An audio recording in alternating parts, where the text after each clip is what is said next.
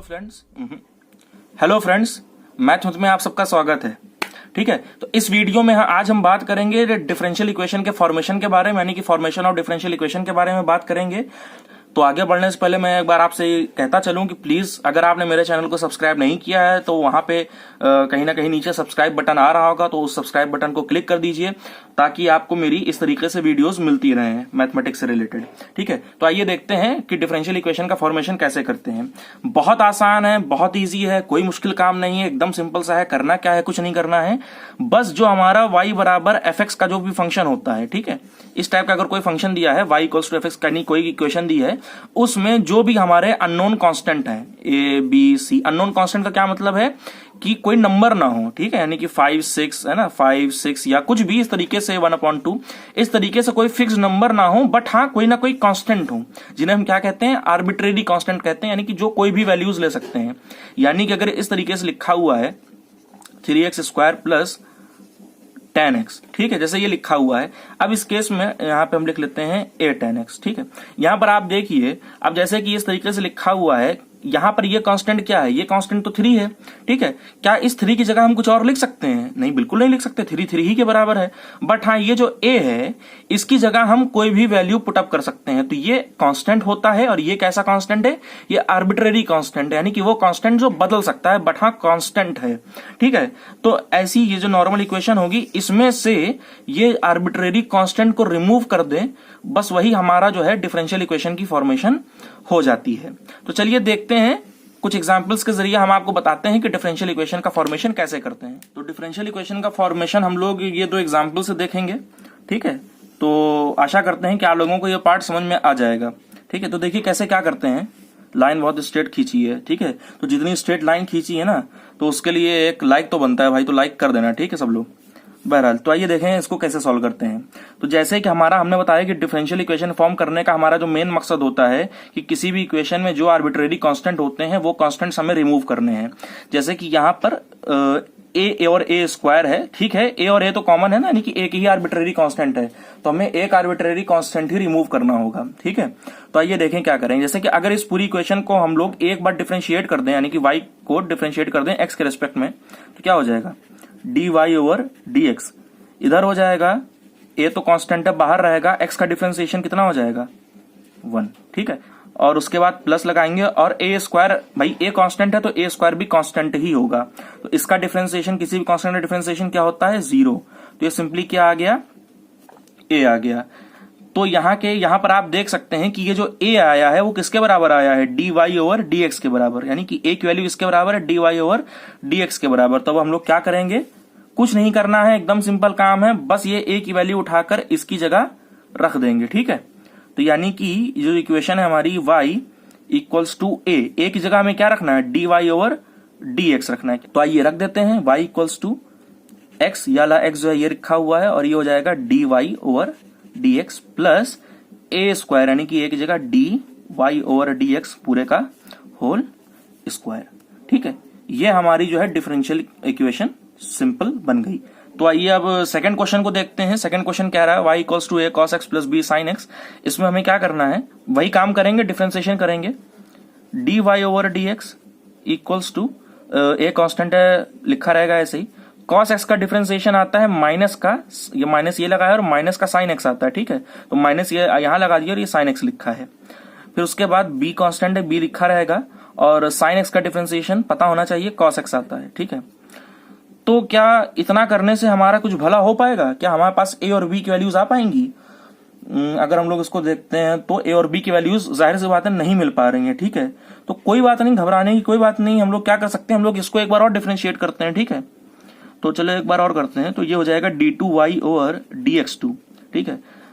Minus a तो एक constant है, आर्बिट्रेरी कांस्टेंट है, sin x का डिफरेंशिएशन करेंगे तो cos x आएगा, ठीक है। तो ये माइनस a लिखा रहा, और sin x का डिफरेंशिएशन cos x प्लस, अब b तो लिखा रहेगा ऐसे ही, और cos x का डिफरेंशिएशन कितना हो जाएगा, माइनस का sin x।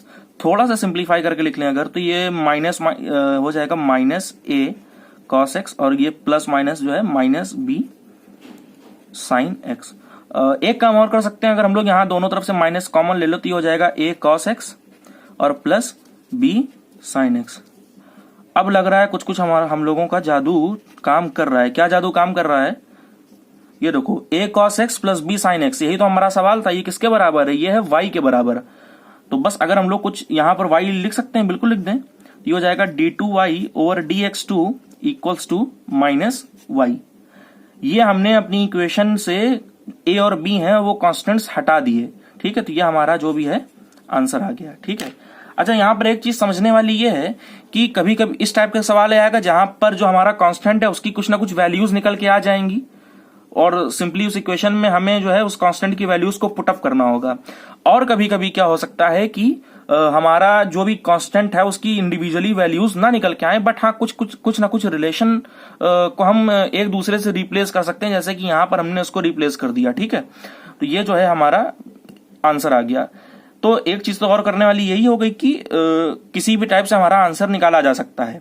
दूसरी चीज और करने वाली ये है कि यहाँ पर एक कांस्टेंट था तो यहाँ पर हमने एक ही बार डिफरेंशिएट करना पड़ा, है ना, और हमारा काम चल गया।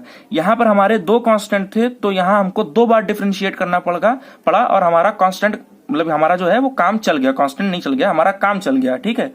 हो सकता है आप लोगों को कंफ्यूजन हो रहा हो कि यार 3 लेके करते हैं तब क्या होता है, यानी कि 3 अगर हमारे पास कांस्टेंट हो, आर्बिट्ररी कांस्टेंट हो, तब क्या होता है। तो आइए देखते हैं उसका भी। तो ये इक्वेशन आप देख रहे होंगे, ये इक्वेशन कुछ जानी पहचानी लग रही होगी। ये क्या है? ये क्वाड्रेटिक इक्वेशन है, ठीक है, यानी कि द्विघात समीकरण है, ठीक है।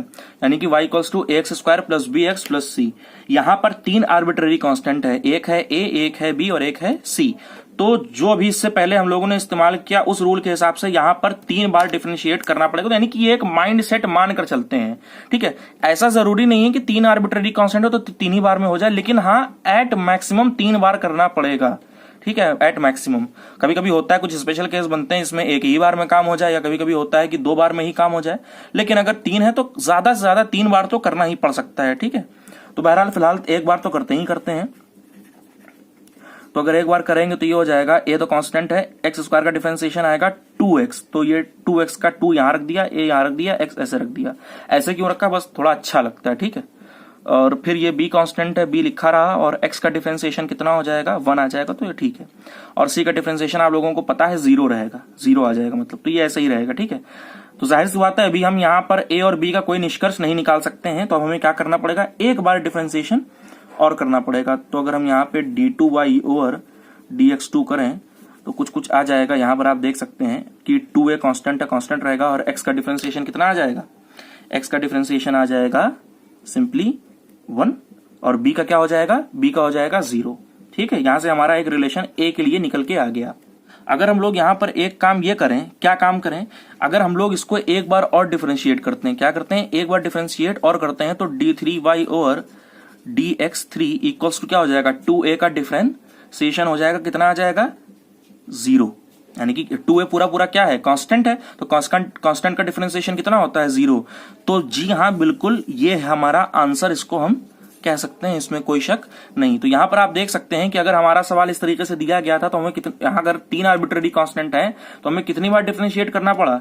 3 बार डिफरेंशिएट करने पर हमारा एक फुल प्रूफ आंसर आ गया। हो सकता है कुछ लोगों के दिमाग में ये बात आ रही हो कि यहाँ पर ये जो 2a लिखा हुआ है, अगर ये 2a की वैल्यू ये है, अगर इस वैल्यू को उठाकर हम यहाँ रख दें तब क्या होगा? तो बिल्कुल आइए करके देख लेते हैं, सवाल मन में रखने की कोई जरूरत नहीं है। तो ये इक्वेशन हम लिखते हैं dy ओवर dx, और यहां पर जो 2a है उस 2a की जगह हम ये लिख देते हैं d2y ओवर dx2, और ये x ये लिखा रहने दिया, और ये लिखा है b, ठीक है। ये क्या लिखा है? b, ठीक है। अब हो सकता है आप में से काफी लोग ये भी सोच रहे हो कि b की वैल्यू यहां से निकाल के यहां रख सकते हैं और a की वैल्यू यहां से निकाल के यहां रख सकते हैं।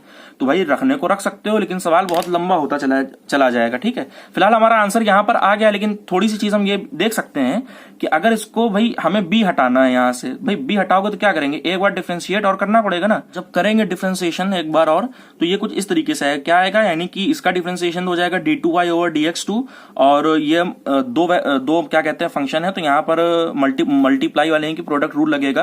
तो इसको मैंने first function into differentiation of second plus second function into differentiation of first, यानी कि इसका डिफरेंशिएशन करेंगे कितना आएगा? 1, और जब b का डिफरेंशिएशन करेंगे तो कितना हो जाएगा? 0, ठीक है। अब यहाँ पर एक चीज ऑब्जर्व करने वाली है कि ये और ये सेम है, तो ये अपोजिट साइड से कट जाएंगे, ठीक है। और यहां से जब इस तरीके से आएगा कि x d3y over dx3 equals to 0 होगा, तो यहां से अगर x को नीचे डिवाइड में भेज दो तो यही हमारे पास यही रिलेशन निकल कर आ जाएगा। तो इससे आप देख सकते हैं कि कोई फर्क नहीं पड़ेगा चाहे हम कैसे करें, तो यही है हमारा आसान मेथड, यहीं पे हम चाहें तो रुक सकते हैं। ठीक है।